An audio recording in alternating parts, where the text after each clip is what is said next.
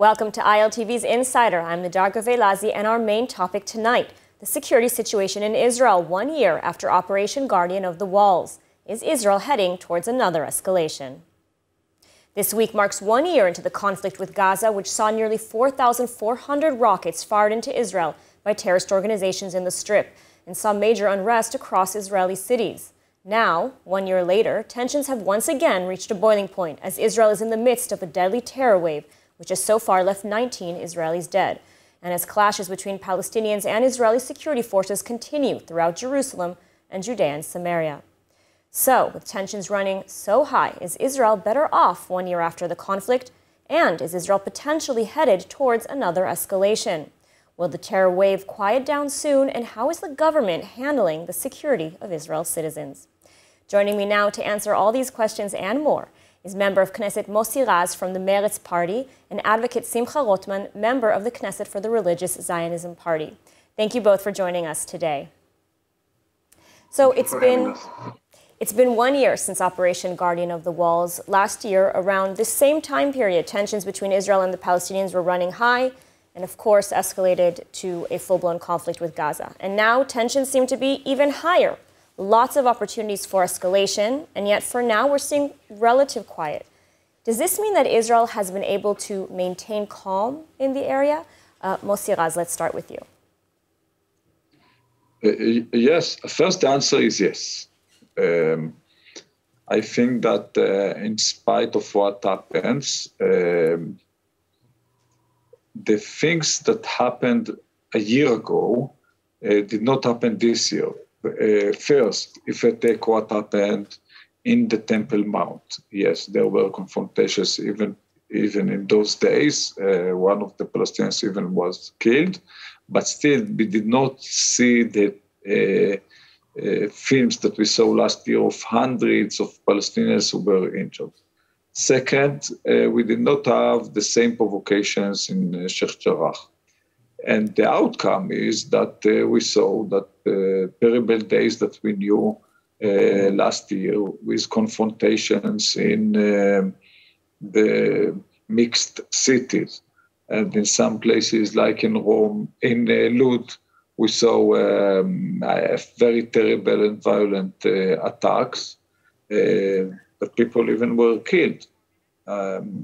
We did not see that this year. Maybe one of the reasons that the situation is a little bit better is the fact that the government is, or the coalition is a kind of combination of so many parties, Arab and Jewish, which maybe make people feel that this is their government, unlike what happened a year ago.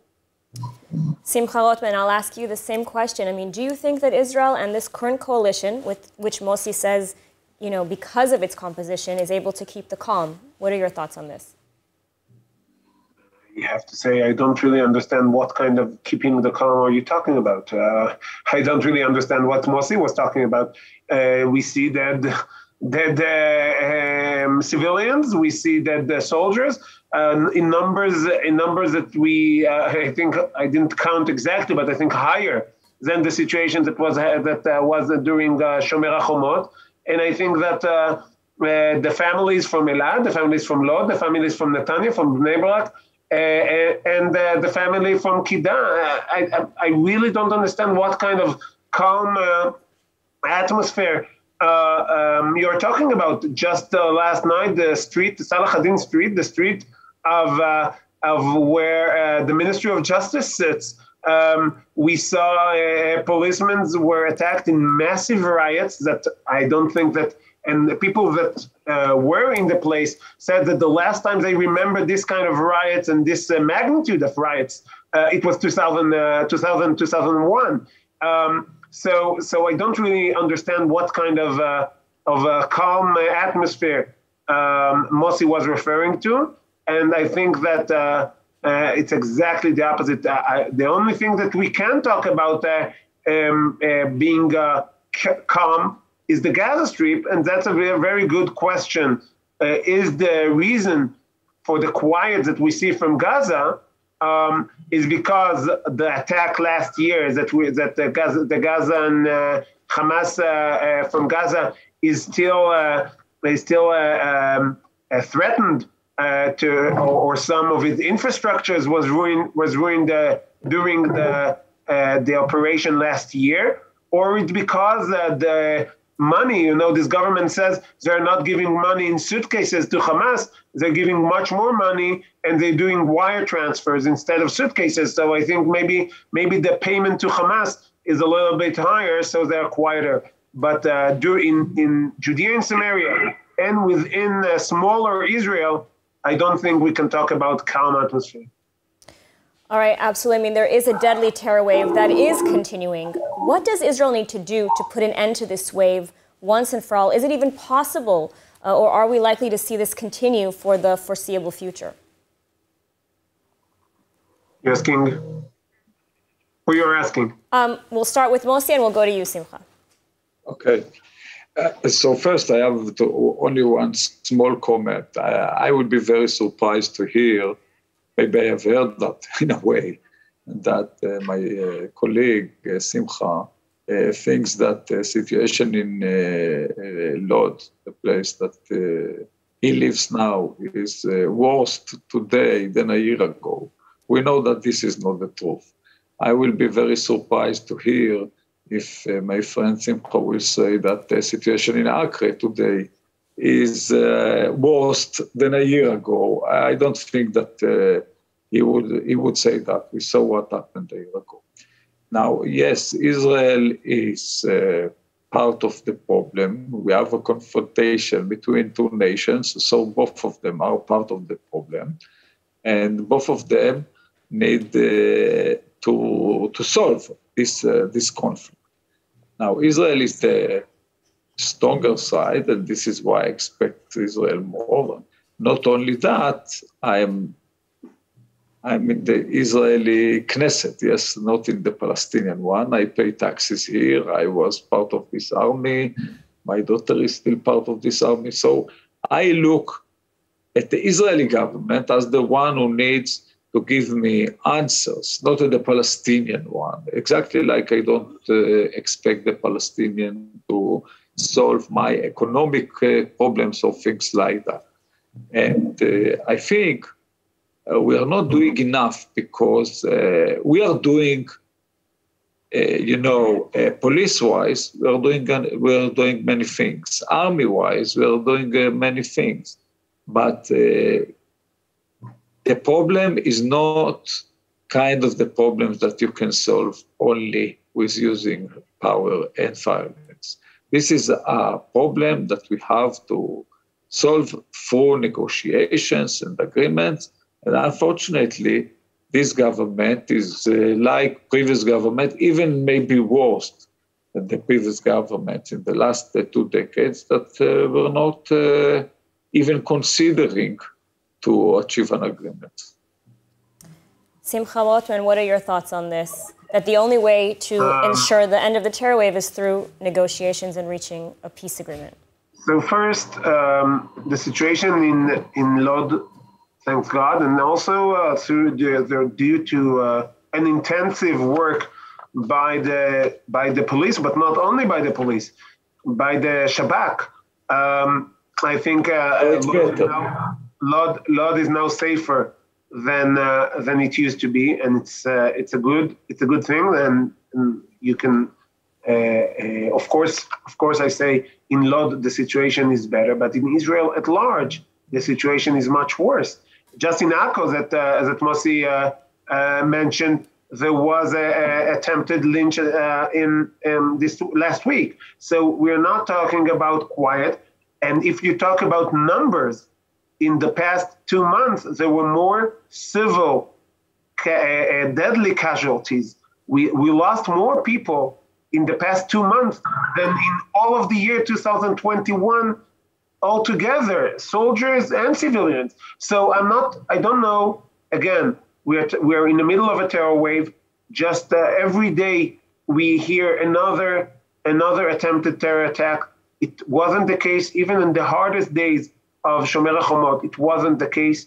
And I think that the uprise that we see, and this government started giving money through the Palestinian Authority to families of terrorists that for 2 years was held back. I think the motivation for terror is not despair. The motivation for terror is hope. And sadly, this government gives hope to the Palestinians that they will benefit from terror.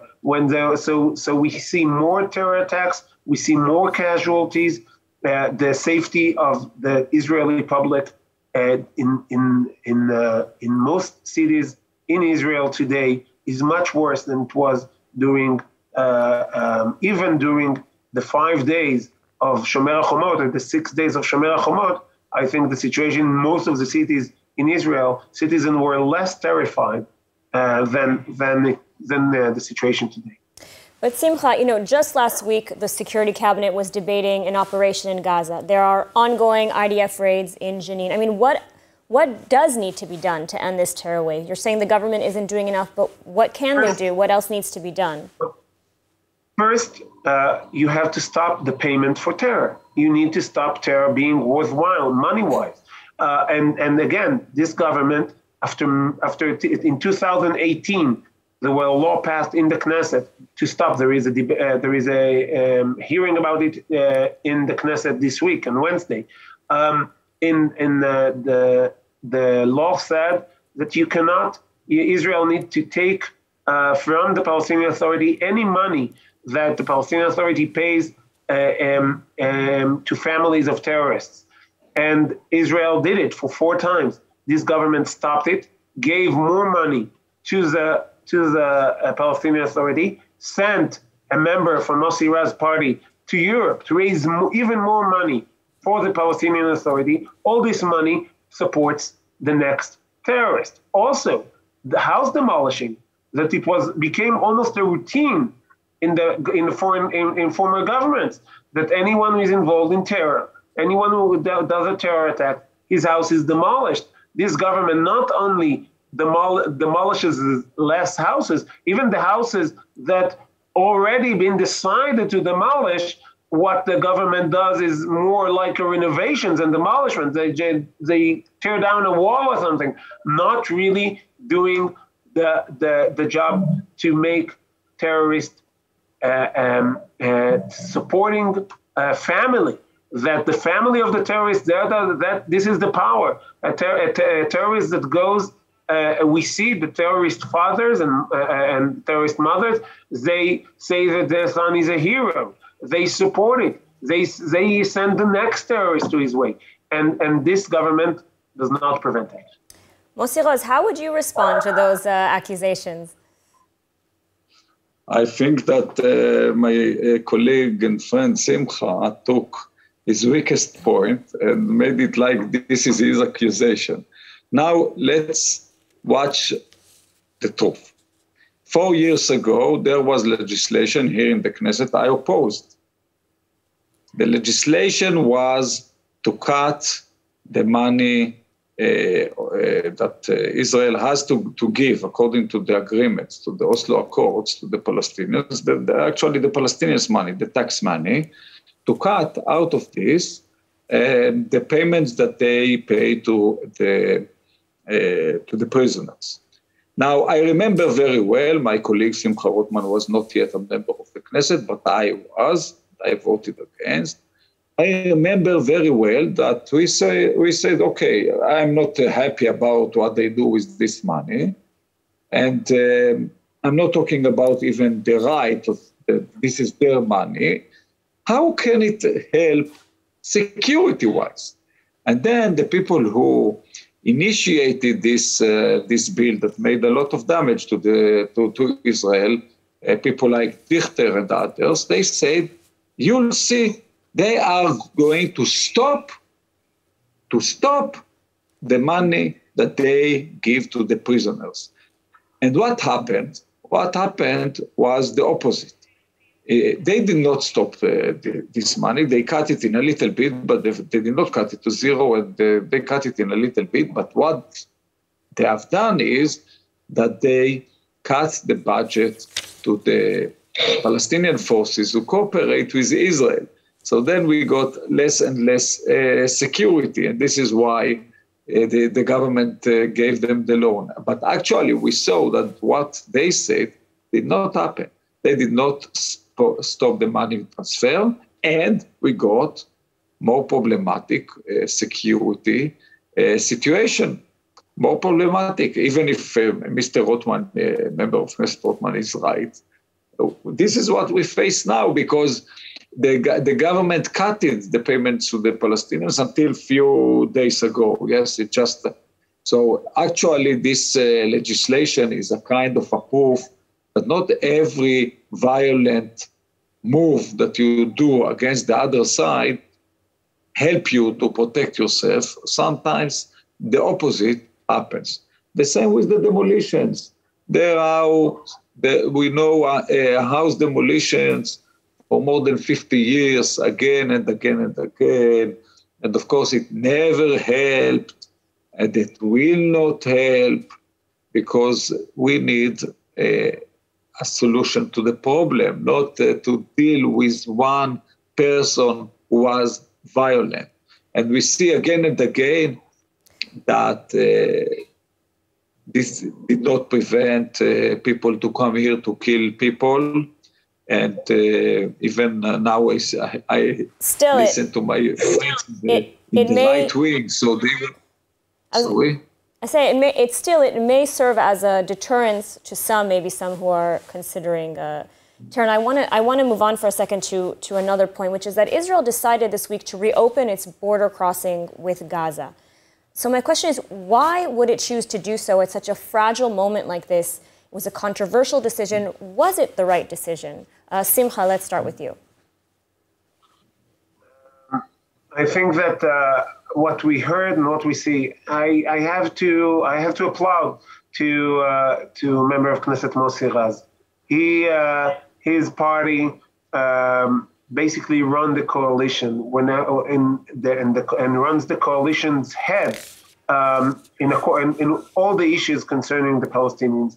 The failure that was Oslo, the idea that if you give more to the terrorists and the terror supporters and you cave and you try to better their lives, the motivation for terror will go down and the number of casualties, the number of terror attacks will decline. We saw after Oslo Accords that it's not true. We saw after the disengagement that it's not true. We see today that it's not true. We just finished 2009 to 2019, which was 10 years of the right wing was in power, and these ideas were thrown out as they should. Was the quietest decade in the history of the state of Israel. The least casualties, the least terror attacks. And instead, what we are getting now, we're returning to Oslo days. We see it in the streets. We see the street of Tel Aviv. We see it in the street of Elad, in Bnei Brak, in Netanya, and we see it in Jenin, and we see it everywhere. To cave to terror does not solve terror. To give benefits to the people that are involved in terror attacks against Israel, they're not coming from poverty. They're rich, they're educated. It's not about lack of education. It's not about lack of standards of living. It's about hatred to Jews. It's about national fight against the Jewish state. And if you are giving and caving to terror, you're getting more terror, not less. Okay, I just want to hear final thoughts from both of you. Looking forward, we also have more events coming up, such as Jerusalem Day and Naksa Day. Mossi, final thoughts. Will these events likely add fuel to the fire and cause a potential escalation? The events will not add fuel to the fire, but I'm afraid that we have some provocators who try to provoke all the time. We have few of them in Israel, we have few of them in Palestine, and I'm afraid that they are going to add fuel to the fire. This is what I'm afraid of. And I do know that many of these people who come to this flag march in Jerusalem, they have very positive intentions. But in the end of the day, every year, few of them provoke in a violent way. And this is exactly what we should prevent. All right, Simcha Rothman, I'll ask you the same question. I have to say that if we will treat people that going with Israel flags in Israel's capital, Jerusalem, as a provocation, we already lost. And again, that's I am sad to say that's the mindset the current government in Israel thinks. Mossi Raz ideas, even though that a small minority in the public in Israel accept them, they are what's leading the government in those days. And I wouldn't imagine Mossi, a member of Knesset Mossi Raz, trying to limit or trying to object to the demonstrations that we saw in Jerusalem by Palestinians waving the terror flag of the Palestinian Authority in the streets of Jerusalem. If the police would try to limit them or to prevent them from marching, I think that Mossi Raz would say that a problem with freedom of speech, that's a problem with minority, the way we treat minorities. But the flag of Israel in the street of Jerusalem, in Jerusalem Day, is a provocation. I think that the problem is self-explanatory. All right, well, let's hope that the terror wave will come to an end soon and we will be able to have a period of calm. Thank you to our guests, member of Knesset Mossi Raz and member of Knesset Simcha Rothman. And thank you for joining us. I'm Ladar Gavelazi, and this was ILTV's Insider. Please tune in next time for more on everything Israel, and let us know in the comments online if there's a topic that you'd like us to cover. And finally, for more of the latest updates from Israel, make sure to subscribe to our newsletter at ILTV.tv and sign up for our streaming platform, ILTV+. Thank you, be well, and see you soon.